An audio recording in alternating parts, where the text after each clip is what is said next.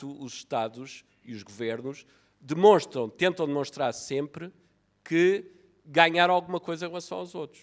Isto é, não estão nada preocupados a dizer a Europa ficou melhor. Não, o que interessa é o meu país ficou melhor. Porque obtivemos isto, seja verdade ou seja mentira, obtivemos isto da Europa, conseguimos isto, aquilo, aquilo outro. Isto é bem o sintoma que a Europa não existe para os cidadãos. O que existe é o respectivo Estado, quem eles responsabilizam é o respectivo governo, isso é uma realidade. Realidade que, além de mais, a meu ver, é desejável, mas isso já é outra questão. Mas é uma realidade. E, portanto, para a Europa ter êxito, para a integração europeia ter êxito, é preciso que haja, de facto, como ponto de partida, a ideia que o que conta são os Estados. E que a integração europeia é a criação de uma organização de Estados avançada em determinados domínios. Já agora deixem-me, se não for ainda muito chato continuar, dizer o que é que eu tenho defendido nesse aspecto.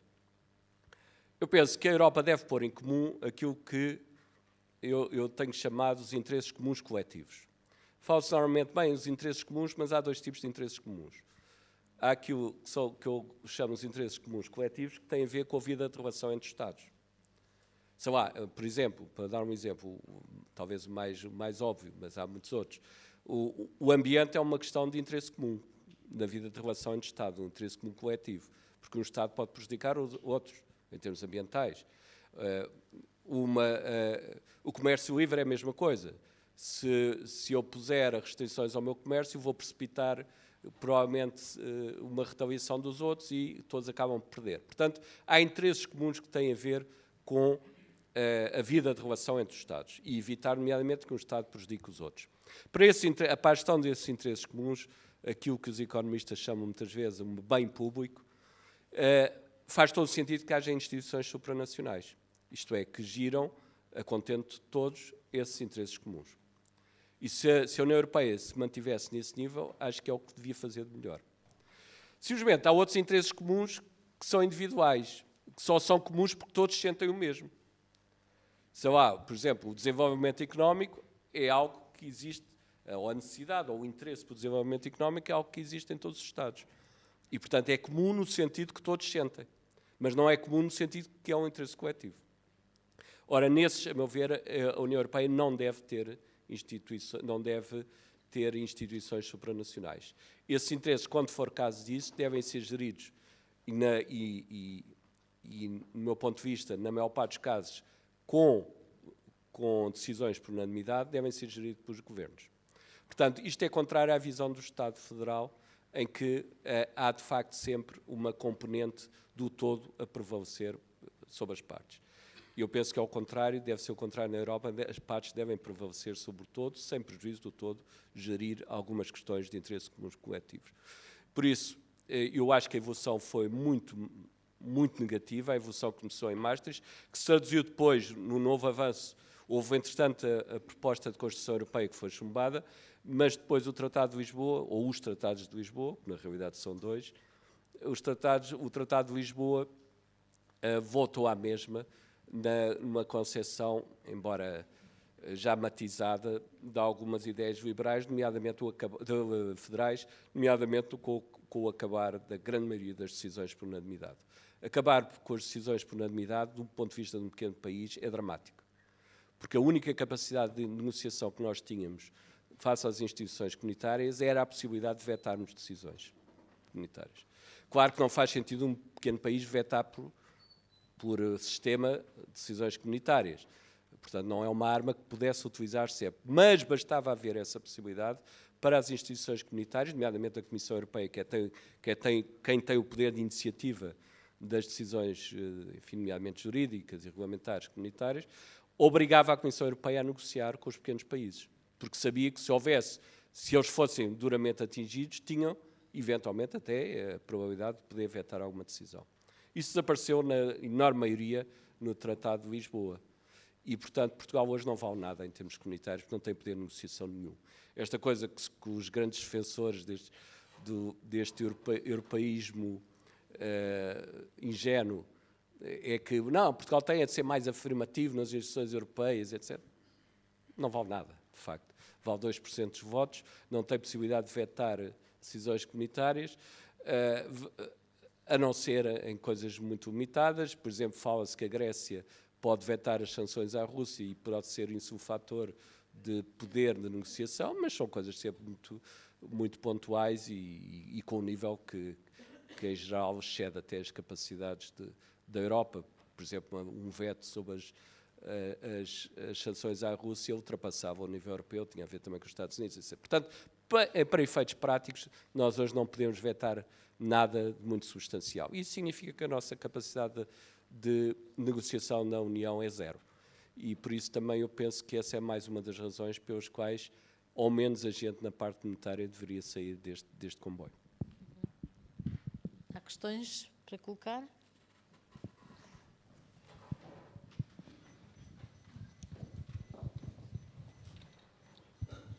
Ora, bom dia, Rogério Godinho.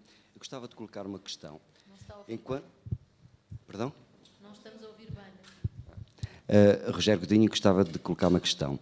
Enquanto se decide ou não da saída do euro, até que ponto é que poderia ser benéfico para Portugal retomar o escudo enquanto moeda complementar, isto é, uma moeda local de Portugal, e esperar que a nível nacional pudesse ter a influência daquilo que teoricamente é conhecido das moedas locais, de ter uma maior capacidade de desenvolvimento económico das comunidades e também de ajudar a criar e a afirmar a identidade de uma comunidade.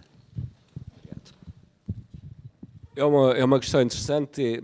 Essa questão tem sido estudada, que eu me recordo a primeira vez que a vi assim abordada com mais rigor e estudada foi em relação à Grécia há uns 2 anos atrás. Tem sido uma solução admitida para a Grécia, a criação de uma moeda, ou de algo que, embora seja uma moeda, não se chama uma moeda, certificados de dívida, seja o que for, para permitir, por exemplo, que o Estado pudesse pagar nessa moeda e, ao mesmo tempo, receber as receitas nessa moeda. Isso seria uma forma de aumentar a circulação monetária e pô-la na mão do Estado, porque é muito importante para um Estado e para a sua independência dispor da emissão monetária própria. Em termos legais, isso é como se fosse uma saída da zona euro, porque a questão foi levantada quando se negociou Maastricht, nomeadamente foi levantada pela França na altura, começava a ter, penso eu, algum arrependimento em relação à decisão, da possibilidade de a moeda que corresse, o euro, que corresse num país da moeda única, não ter que ser exclusiva. Isto é, poderem correr outras moedas, nomeadamente uma moeda nacional, conjuntamente com o euro. Mas isso foi chumbado. Portanto, a moeda única europeia é única não só no sentido de tendencialmente ser única, a nível dos países da Europa, embora já se viu que há pelo menos 2 países que se puseram de fora, mas única também no sentido de não correria outra moeda nacional. E, portanto, como ocorrer uma moeda é algo jurídico.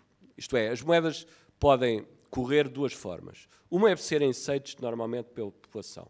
Por exemplo, se Portugal saísse da moeda única, é evidente que o euro continuaria a ser uma moeda aceita por toda a gente, mesmo que legalmente não tivesse que ser. E, portanto, há uma aceitação geral. Por exemplo, a moeda austríaca, ainda do Império Austríaco, corria em África, como moeda, a certa altura ainda, porque era uma moeda de ouro, etc. Era comumente aceito pela população. A segunda possibilidade, quando não é uma moeda com grande prestígio, é ser imposta. É o chamado custo forçado, que existe nas economias europeias, em particular Portugal desde 1891, e nas economias europeias ao longo do século XX, porque dá um grande poder, e bem, ao Estado, de intervenção na atividade económica e social. Portanto, essa outra moeda tinha que ser imposta. Isto é, Portugal, se criasse agora um escudo, teria que dizer assim, é obrigatório aceitar escudos.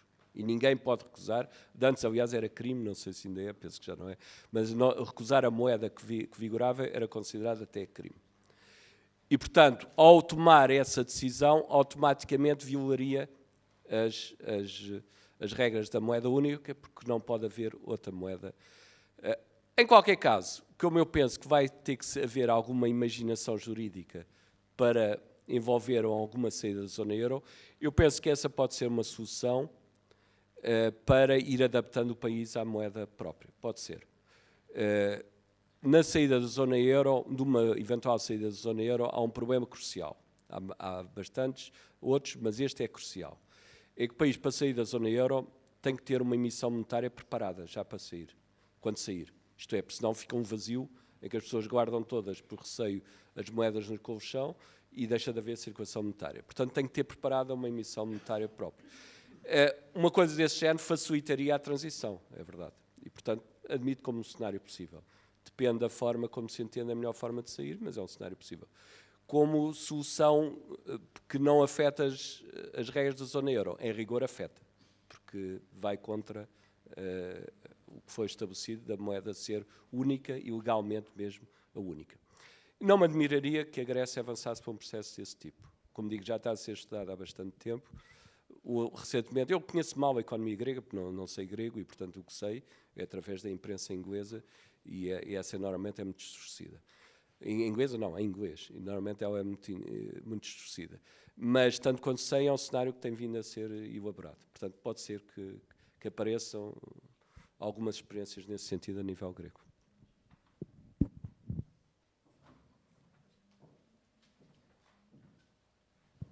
Eu cheguei tarde, como devem ter reparado, a mesa, mas a última intervenção do professor fez-me tremer um bocado. Eu sou uma europeísta convencida, muito convencida. Não sou crente, mas é uma das minhas crenças. Acho que a Europa, que, historicamente, somos uma série de paizinhos, não é? Alguns são maiores. Mas nunca vi nada crescer de costas uns para os outros. Apesar de Portugal ter tido uma missão, a sua vida africana, etc., e que ainda tenta conservar através dos CPLPs, eu sofri na pele, porque tenho 67 anos, o isolamento em relação à Europa. E para mim, as primeiras vezes que fui para a Europa, não é? Cresci, não posso ser um palmo, tenho 1,60 m, por isso não... Mas, quer dizer, havia um crescimento muito importante. Por isso eu acho que a colaboração, bem, não só com a Europa, obviamente, mas dentro da Europa, que é o que está mais vizinho, não é? Nós devíamos era estreitar, aumentar, melhorar. Tivemos a infelicidade de criar uma Europa burocrática. Bruxelas é a pior corte, digamos, que criámos nos últimos séculos, não é? Para mim, acho que aquilo é uma corte despesista, etc., etc. Mas acho que era melhor corrigir os erros do que partir a coisa. Tenho esta convicção, e inclusivamente em relação ao euro, eu tenho seguido as suas ideias sobre a saída do euro. Obviamente não partilho, acho que é muito cómodo, pode ser que economicamente esteja um bocado distorcida a maneira como isto funciona, mas do ponto de vista do cidadão, que gosta de se mexer de um lado para o outro, desde que há euros, estou muito mais leve, quer dizer, os meus bolsos, quando tenho que ir para algum sítio, não é? O porta-moedas passou a ser 1, antigamente eram 4 ou 5, não é? Ainda tenho o problema dos francos suíços, não é? Porque trabalho numa instituição que é ali na Suíça, por isso, quer dizer, não consigo partilhar consigo esse pessimismo e tenho medo que as pessoas fiquem pessimistas e achem que o melhor é abandonar a ideia de aprofundarmos a Europa. Temos muito pouco tempo, não é? A Europa foi o pós-guerra, há 20 e não sei quantos, temos 20 anos, talvez estejamos a entrar na idade madura e se fosse bom pensarmos um pouco mais nas coisas e tentar melhorá-las em vez de voltarmos para trás. Pois, de facto, são duas visões diferentes. Eu sou da mesma idade, praticamente, vou fazer 67 anos, já que disse a sua. E teve, provavelmente, como no seu caso, houve uma altura em que mitifiquei um bocado a Europa, justamente porque estávamos aqui numa sociedade, antes de 25 de Abril, numa sociedade fechada. É da Europa que vinha tudo, evidentemente, ou quase tudo. Vinha a liberdade, a Europa era algo com que a gente contava e, de facto, e penso que não há mal nenhum nisso, acho que, de facto, todos nós, da nossa geração, mitificámos a Europa e com boas razões, em grande parte. O que eu acho é que não se tem de, pelo facto de se ter essa visão da Europa, que eu continuo a partilhar em grande parte, partilhar em grande parte não sei se é um pleonasmo, mas enfim, partilho. não implica que a gente diga agora a Europa deve ser um Estado. Porque no dia em que a gente diga isso, desapareceu a Europa. Eu não sei por que raio de carga d'água é que a gente pensa assim, pelo facto de nós gostarmos da Europa, de queremos colaborar com a Europa, com a certeza de deslocarmos para a Europa, de falarmos com europeus, de casarmos ou não casarmos com europeus, porque é que por isso a gente há de ter um poder instalado em Bruxelas? Não entendo, nunca entendi. Isto é a visão napoleónica da Europa.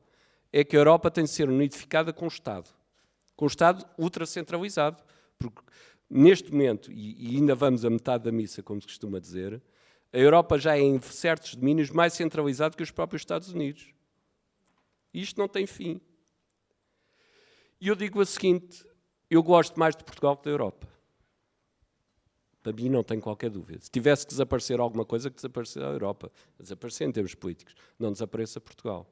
E como gosto mais de Portugal na Europa e como vejo que Portugal pertencer a esta União Europeia é a tendência para Portugal se esvaziar, então acho que não devemos pertencer a esta União Europeia na parte que nos está a provocar isso, ou seja, na zona euro. Porque, repare, pode ceder a Portugal, e está a ceder a Portugal, o mesmo que cedeu ao interior de Portugal face ao litoral. O interior do país desapareceu, praticamente, em termos económicos e demográficos. E desapareceu, e não é por os governos terem sido desleixados, ou não sei o quê, provavelmente foram, e falaram mais do que fizeram em termos de políticas regionais, etc. Mas a verdade é que o que estava em marcha era provavelmente impossível de conter. Porquê? Porque o interior, como somos um Estado unitário, nunca, e bem, do meu ponto de vista, nunca teve poder político. O interior nunca teve poder político. E, portanto, não pôde usar instrumentos que contrariassem este completo esvaziamento demográfico, cultural, económico que o interior sofreu. Quanto mais poder nós transferirmos para instituições comunitárias, mais isso sucederá em Portugal.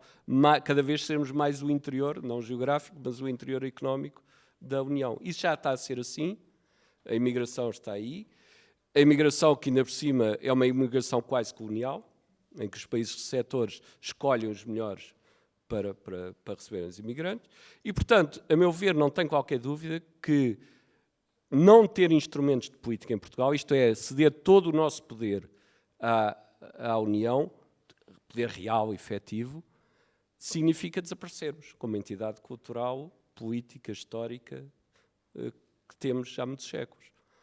Pode dizer assim, isso é uma visão ultrapassada, está bem, mas é minha, quer dizer.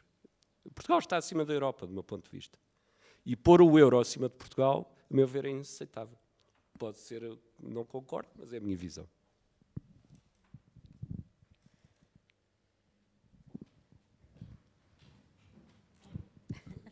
Eu gostava de fazer uma pergunta ao João Ferreira do Amaral.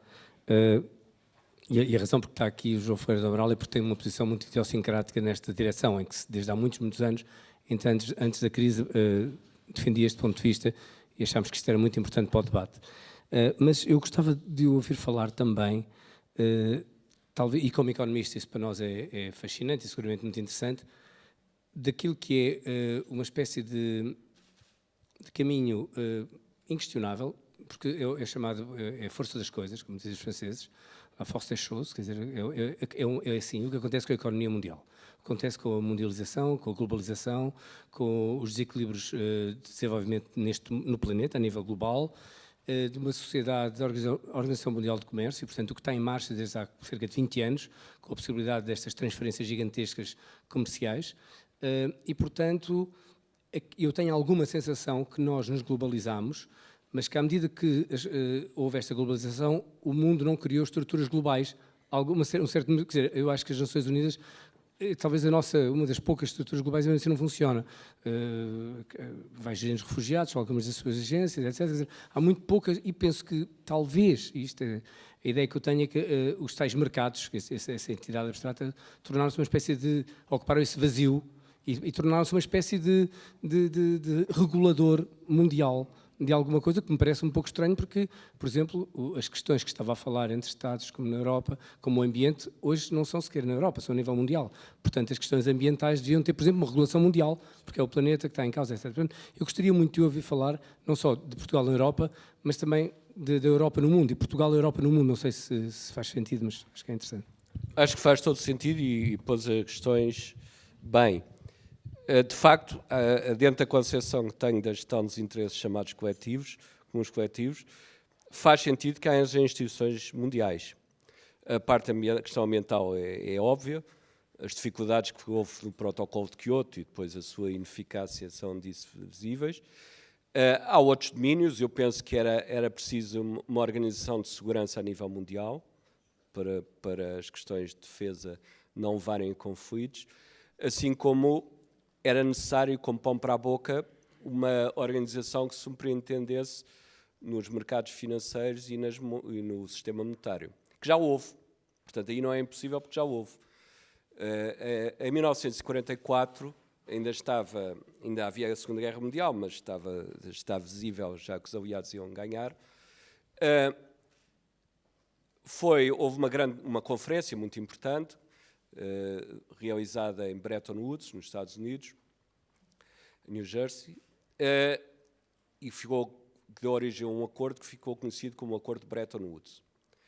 Esse Acordo de Bretton Woods, no fundo, acabou por dirigir, fora do Bloco Soviético, que não aderiu, a União Soviética na altura ainda aderiu no início, mas depois retirou-se, geria o sistema monetário internacional, digamos, no Ocidente, naquilo que se costuma dizer os países ocidentais. E geriu bem. Dava uma preponderância aos Estados Unidos, até porque a moeda de referência era o dólar, lá está, era uma espécie de zona dólar, mas havia as moedas nacionais referidas ao dólar, ou melhor, referidas ao ouro, e o ouro, por sua vez, estava ligado ao dólar com um preço fixo, e, portanto, criou, de facto, uma estabilidade monetária muito grande, que foi muito útil para o progresso económico, e o facto dos Estados Unidos ter uma preponderância grande era o que se esperaria, porque de facto era real que os Estados Unidos tinham uma preponderância muito grande no chamado Ocidente. Portanto, isso correspondeu e ninguém se chocou com isso, porque era assim que eram as coisas. Simplesmente esse sistema implodiu. Começou em 1971 a implodir, quando os Estados Unidos não aguentaram mais as obrigações do sistema. Os Estados Unidos garantiam a convertibilidade do dólar em ouro, ou seja, significava que quem quisesse ter ouro em vez de dólares podia ir com dólares ao banco. Estou a falar quem, mas não era as instituições, não era o cidadão comum. As instituições, os bancos, etc., internacionais, que quisessem ter ouro em vez de dólares, iam aos Estados Unidos, ao Tesouro dos Estados Unidos, e trocavam dólares por ouro. Portanto, os Estados Unidos garantiam essa convertibilidade com preço fixo. E, portanto, se alguma vez houvesse uma desconfiança no dólar, provavelmente as pessoas dirigiam-se aos Estados Unidos para receber ouro, e os Estados Unidos ficavam em dificuldade, porque depois não tinham ouro suficiente para honrar o seu compromisso. E foi justamente o que sucedeu em 71. Durante a Guerra de Vietnã, de facto, houve uma inflação devido às despesas militares nos Estados Unidos. Isso levou a que o dólar fosse perdendo valor em termos dos mercados e, portanto, a certa altura os Estados Unidos deixaram de poder honrar os seus compromissos no sistema de Bretton Woods. O sistema implodiu em 1971, ficou célebre a decisão do presidente Nixon, em 15 de agosto de 1971, de acabar com a convertibilidade do dólar em ouro. Foi provavelmente dos acontecimentos mais importantes, mais dramáticos, mas para o grande público não foi. Enfim, foi uma decisão monetária, mas que na realidade foi de enorme importância. O sistema depois formalmente desapareceu em 1973, na altura do primeiro choque petrolífero, e desde essa altura, portanto já vão 40 e não sei quantos anos, desde essa altura nunca mais o sistema monetário internacional funcionou bem. Com altos e baixos, depois a Europa criou vários sistemas, criou-se a chamada serpente monetária nos anos 70, depois o sistema monetário europeu em 1979, depois a moeda única, mas na realidade o sistema monetário continua muito instável e isso faz perder crescimento económico. As organizações internacionais têm feito estudos sobre a matéria e, de facto, o progresso económico foi menor do que poderia ter sido em todo o lado no mundo devido à instabilidade monetária. Portanto, de facto, o mundo precisa, como pão para a boca, de uma instituição dessas. Quando foi a plena crise em 2008, o G20 dizia-se, agora é que vamos organizar aqui um novo sistema monetário e tal, com mais controle, etc. Não organizaram coisa nenhuma, como se viu. Porque há interesses muito poderosos em contrário. Por exemplo, uma questão essencial, não digo que resolvesse tudo, nem por sombras, mas era uma questão essencial, era acabar com os paraísos fiscais. De facto, não se acabou, apesar de todas as declarações que se fizeram na altura mais grave da crise. E porquê? Porque, evidentemente, há interesses poderosíssimos, muitos deles ligados ao crime internacional, que aguentam isso. E, portanto, há um problema real hoje de poder a nível mundial, que não sei qual será o resultado, mas que justifica que em vários domínios, na área monetária, isso é muito visível, não haja um mínimo de ordem a nível monetário, mas ela era precisa, de facto. Os domínios que eu vejo importantes a nível mundial seria justamente a segurança, o ambiente, as questões monetárias, o sistema monetário internacional e as questões comerciais. As questões comerciais, existe a Organização Mundial de Comércio, enfim, lá vai funcionando, mas também precariamente, porque a igualdade entre os países é uma quimera dentro da Organização Mundial de Comércio. Mas, enfim, isso, infelizmente, tem sido assim desde que há mundo, desde que o mundo é mundo. Posso acrescentar uma organização às suas? A alimentar. Sim, mas está nas Nações Unidas. Nós não andamos a comer, nós andamos a ingerir antibióticos, sulfitos, não é? Hormonas. Nesse aspecto. Quer dizer, eu devo dizer que desses são os aspectos melhores da União Europeia, do meu ponto de vista. Acho que é um dos tais interesses comuns coletivos que é bem gerido na União Europeia, melhor que noutros espaços. E é dos domínios onde eu sou claramente a favor de uma gestão europeia. Porque nenhum país pode fazer isso individualmente. E aí tem a ver uns com os outros, porque tem a ver com uns que tentarem impingir aos outros coisas, etc. Portanto, faz todo sentido que a União Europeia gire essa questão, desde que não haja exageros, desde que não vá ao Cais da Serra e coisas assim.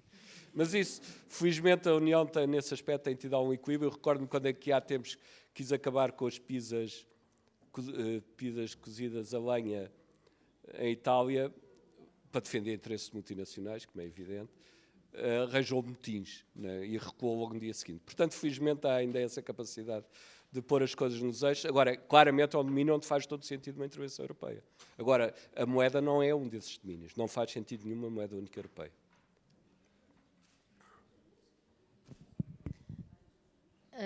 Queria aproveitar a sua atividade de professor para perceber, professor e de pessoa que acompanha a evolução da realidade, se para os jovens, e não sei se pode utilizar essa expressão generalizando, mas para os mais novos, que cresceram e que nasceram já com o euro e com os novos dados da economia, como é que eles entendem a sua proposta de sair do euro? Até por causa do mercado de trabalho, não é? É interessante que a crise fez mudar muito os jovens. Os jovens de hoje, nesse aspecto, já não são os jovens daqui a uns 5 ou 6 anos atrás. É mais fácil, curiosamente, fazer passar mensagem nos jovens que nos menos jovens. Os menos jovens têm muito medo de tudo, não é? Quando a gente chega a certas idades, tem medo de tudo. E, portanto, tem muito medo do seu dinheiro perder valor, ou isto ou aquilo. Os jovens têm uma atitude mais descontraída em relação a isso. E não se preocupam nada com a moeda ser igual ou diferente, porque eles vão para a Inglaterra trabalhar e têm uma moeda diferente, vão para os Estados Unidos e vão ter uma moeda diferente. Portanto, nesse aspecto mudou muito. Penso, aliás, que não é por acaso que nos países do sul da Europa a contestação ao euro seja fundamentalmente da esquerda, mais ligada aos jovens. O Podemos é um partido, penso eu, basicamente de jovens. Na Grécia também, a contestação ao euro, dentro daquela parte do Syriza que é contestatária do euro, tem muito a ver também com os jovens. Portanto, eu penso que a moeda única não é uma questão essencial para os jovens e, portanto, essa questão, a meu ver, não se vai pôr. Pelo contrário, eu penso que, de facto, são as gerações mais maduras que têm mais medo de uma saída do euro. Uma questão diferente, que, enfim, que se põe, é que eu dizia há pouco em relação aos imigrantes. De facto, Portugal tem muitos imigrantes, uns mais ou menos estabilizados, mas mais, outros menos estabilizados, mas tem muitos imigrantes, E, de facto, a moeda única penso que não será muito importante para a situação deles, mas a pertença à União Europeia é. E, portanto, esse é um fator, para meu ver, crucial na nossa ligação à União Europeia. Porque se não fosse isso, devo dizer, se não fosse isso e o Reino Unido vier a sair da União Europeia, eu penso que Portugal deveria equacionar a saída da União Europeia, porque para mim vai ser um pesadelo o dia em que a União Europeia não tiver lá o Reino Unido. Porque a Alemanha fica ainda mais liberta para exercer o poder a seu belo talante. Portanto, nesse caso até se poderia a questão. Agora, com os imigrantes que nós temos na Europa, penso que não é uma questão que devamos equacionar, a saída da União. Mais uma pergunta. Gostaria de fazer mais uma pergunta ou de saber a opinião. Numas conversas que são em relação ao turbocapitalismo, e integrado em tudo isso que temos estado a falar, até que ponto, quais são os reflexos para uma economia periférica como a nossa, as negociações têm estado a ser feitas um pouco até em segredo do acordo de comércio, do transatlântico, eu não sei bem o nome, mas tanto quanto sei vai dar um poder muito grande às empresas e reduzir o poder soberano dos países. Obrigado. FTTIP que é mesmo um mistério, não é? Ninguém sabe o que é que está a ser negociado. Exatamente, e acho que, a ver, a ideia do tratado em si próprio não é uma má ideia. Eu não sou um adepto, enfim, fanático de comércio livre, mas penso que há vantagens do comércio livre. Portanto, em geral, a ideia de um tratado nesse sentido com os Estados Unidos e o Canadá e o México também, que vem por tabela, não me parece má ideia. A forma que está a ser feita é desastrada. E acho que é aqui que eu há pouco dei o exemplo da qualidade alimentar como um dos aspectos grandemente louváveis da União. Aqui é o contrário, é o aspecto grandemente criticável do funcionamento da União. Como sabe, é a Comissão Europeia que tem a capacidade legal, segundo os tratados, de dirigir as negociações de comércio internacional da União com o resto do mundo. Ora, a Comissão Europeia, lamentavelmente, não é novidade nenhuma que vou dar, gosta muito das multinacionais. E, portanto, é a pior entidade para gerir do ponto de vista dos interesses dos Estados face aos interesses das multinacionais. E, portanto, isso está a ser feito. O secretismo que realmente existe tem muito a ver com essa ideia de que vamos ver se estas coisas passam assim, e vão passar. Não tenho ilusões sobre a matéria. Até é algo que a gente até podia vetar, em teoria, porque quando o tratado estiver negociado, podia não ser ratificado em Portugal, não é? Mas não vamos fazer, nem coisas metendo ainda por cima os Estados Unidos, para nós são muito complicadas de se opor. Portanto, aquilo que é uma boa ideia, a meu ver, vai ser completamente distorcida. Vamos ter alguns benefícios, mas vamos ter custos provavelmente maiores, mas é a vida. A forma como a União funciona é cada vez mais sujeita aos interesses das multinacionais, o que se percebe, porque o poder centralizado tem essa tendência. Vai ver, não há coisa que os mercados gostem mais do que o centralismo do poder, porque podem influenciar o poder no centro. E coisa pior para os mercados, sejam quais forem haver poderes nos Estados, porque isso sai fora da lógica do mercado. E, portanto, por isso é que eu dizia há pouco que esta santa aliança entre as ideias federais e o neoliberalismo tem justificação.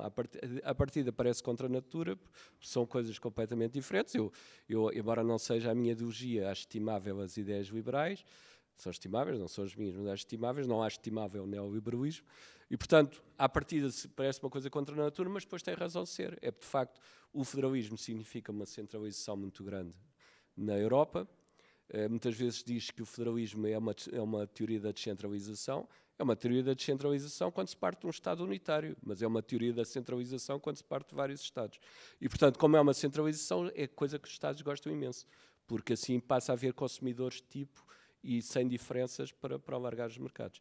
Portanto, esta vai ser uma experiência, já está a ser uma experiência clara dessa santa aliança entre uma concepção centralista da Europa através de instituições federais e os mercados, representados aqui e bem pelas multinacionais. Não?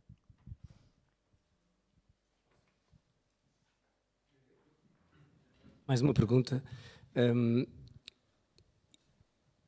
Eu não encontro respostas fáceis quando penso numa dimensão macro e de facto, revejo-me em algumas vantagens deste comércio livre a nível mundial e critico profundamente, no meu pensamento humanista, critico profundamente e ambientalista, critico profundamente. Quer dizer, deixaram de ser os petroleiros os maiores navios nos últimos 15 anos, são os cargueiros, porque tudo se transporta e, portanto, tudo se transporta de uma ponta à outra do mundo com custos ambientais inimagináveis. É evidente que eu valorizo imenso estes últimos 70 anos de paz na Europa, que não falámos aqui, que é uma das onde o facto de existir uma União Europeia não pode ser dissociado desta paz também. De facto, imagino eu, penso eu, de facto a Europa vive o seu período mais longo de paz ou de ausência verdadeiramente de guerra da idade da civilização moderna. Por outro lado, também olho a nível mundial e pensando depois desde pós-guerra novamente, e nós assistimos ao desaparecer de 60, 70 ditaduras nos últimos 70 anos. Portanto, o mundo é infinitamente um local pelo menos mais pacífico e menos, eventualmente e aparentemente, menos desigual. Mas depois não é bem assim. Parece que o Agamben fala muito nisto, da questão do estado de exceção, destas democracias que chamamos de democracias, porque não têm, digamos, de um ditador, mas são democracias musculadas e onde, digamos, com uma visão reduzida da democracia muito bonapartista, justamente, com serviços mínimos democráticos, onde muito facilmente o capital, e o grande capital, e no fundo este capitalismo de algum modo sem travões, se instalou. E a minha grande pergunta sempre é, porque eu gostaria de viver num mundo onde está o homem no centro, não é? E se possível até governado por um filósofo. Mas isso nunca acontecerá, não é? Mas na verdade, é o sonho de Platão que não virá nunca. Mas na verdade, eu acho que há aqui algo de estranho, gostava de ouvir falar, gostava mesmo de ouvir especular um pouco sobre esta ideia de liberalização do comércio, 20 anos da Organização Mundial do Comércio, por exemplo, com a adição da China a meio do processo, não é? O que isso trouxe, os desequilíbrios, as deslocalizações, por exemplo, de uma grande parte da indústria europeia para os países da Ásia, nomeadamente para a China e para a Índia, esta criação de exércitos desempregados na Europa que parece que vão continuar e de empregos, no fundo, quer dizer, também é uma ascensão, se calhar, de um pequeno proletariado, uma primeira classe média, um esboço de classe média, como vimos no Brasil e vivemos nos países da Ásia, ou serão isso também exércitos de empregos precários? Não sei. Gostava de ouvir falar um pouco sobre o homem no centro desta ideia de economia global. Pois é de facto a grande mudança. Vai ver, o capitalismo, desde que surgiu como capitalismo industrial no final do século XVIII, tem tido grandes mudanças e esta é uma fase de grande mudança em relação a 50 anos atrás, 40, 50 anos atrás. Tem a ver com a globalização, tem a ver com outro aspecto que não é propriamente uma consequência nem causa do capitalismo, mas que condiciona fortemente, que é o envelhecimento da população, que é inédito na história da humanidade. Globalizações ainda houve no passado, mais ou menos profundas, mas o envelhecimento da população, que levanta problemas que ainda hoje nós não sabemos, de facto, as suas consequências gerais e que condiciona muito também o mundo de hoje, do meu ponto de vista, mais do que provavelmente nós pensamos. Bem, mas a globalização em si própria é de facto uma grande mudança e penso que é uma mudança quando daqui a 100 anos, se ainda existir humanidade a olhar para o passado, vai considerar que é uma boa mudança, que foi bom. Se vai esquecer, entretanto, dos grandes problemas que a globalização tem trazido. É muito fácil a gente olhar para aquilo que impulsionou o mundo, esquecendo aqueles que foram esmagados por isso. Só na altura é que se pode ter uma verdadeira percepção. E, de facto, a globalização fez-se de uma forma completamente desordenada, como sabemos. A liberdade de comércio é, em geral, bom. De facto, e principalmente para um pequeno país. Um pequeno país que não pode produzir tudo e, portanto, precisa de importar coisas e, portanto, por consequência, precisa de poder exportar para ganhar dinheiro para importar.